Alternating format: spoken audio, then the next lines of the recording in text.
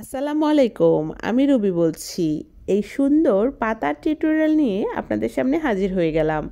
অনেকেই ফুল তৈরি করেন কিন্তু পাতা কিভাবে তৈরি করতে হয় তা বুঝতে পারে না। তো খুব সহজভাবেই আমি এই পাতাটি তৈরি করে আপনাদেরকে দেখাবো।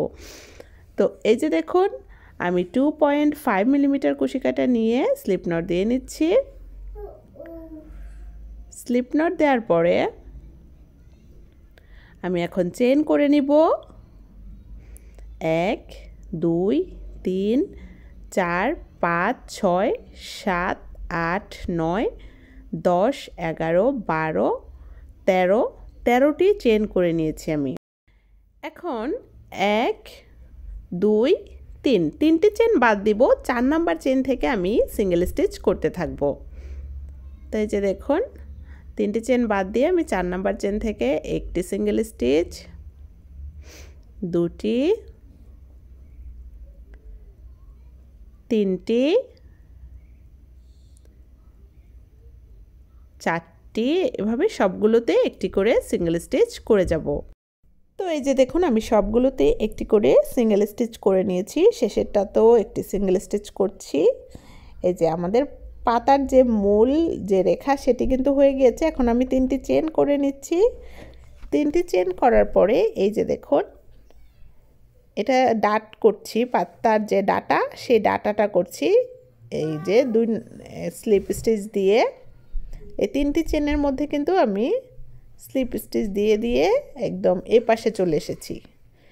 এটা হচ্ছে ডাটা, যেটা দিয়ে ধরবো পাতাটা, সেটার জন্য একটু ডাটা করে নিলাম। এরপরে দেখুন, এই যে সিঙ্গেল স্টিচের যে ফাঁকা সেখানেও একটি স্লিপ স্টিচ। তো মোট 3টি স্লিপ স্টিচ আমি দিলাম। 3টি স্লিপ স্টিচ দেওয়ার পরে এখন আমরা মূল যে সিঙ্গেল স্টিচের রাউন্ড সেখানে চলে এসেছি। এখন তো এই যে দেখুন, আমি একটি সিঙ্গেল স্টিচ দিলাম, তারপরে দেব একটি হাফ ডাবল ক্রোশে। এটা যেহেতু পাতা তো ছোট থেকে বড় হবে আস্তে আস্তে, তো একটি সিঙ্গেল স্টিচ, তারপরে একটি হাফ ডাবল ক্রোশে দিচ্ছি। এরপরে দিব আমি ডাবল ক্রোশে। তো সবগুলো যতগুলো আছে সবগুলো চেনে আমি দেব একটি করে ডাবল ক্রোশে। এই যে দেখুন, এই যে এইটাতে একটি, পরেরটাতে একটি, এভাবে সবগুলোতে কিন্তু একটি করে ডাবল ক্রোশে দিয়ে দিব। তো প্রথমে আমরা একটি সিঙ্গেল স্টিচ দিলাম, তারপরে একটি হাফ ডাবল ক্রোশে, তারপরে যতগুলো ঘর আছে সবগুলোতে একটি করে ডাবল ক্রোশে দিচ্ছি। তো এই যে দেখুন, আমি সবগুলো ঘরে একটি করে ডাবল ক্রোশে দেওয়ার পরে একদম শেষের ঘরটিতে একটি ডাবল ক্রোশে দিয়ে, এরপরে দেখুন এখানে কিন্তু মাথার দিকে কিন্তু একটি ফাঁকা হয়েছে, কারণ আমরা প্রথমেই কিন্তু 3টি চেন বাদ দিয়ে 4 নাম্বার চেনে সিঙ্গেল স্টিচ করেছিলাম। ওই ফাঁকাটার মধ্যে আমরা এখন ডাবল ক্রোশে দিয়ে দেব 1 2 3 4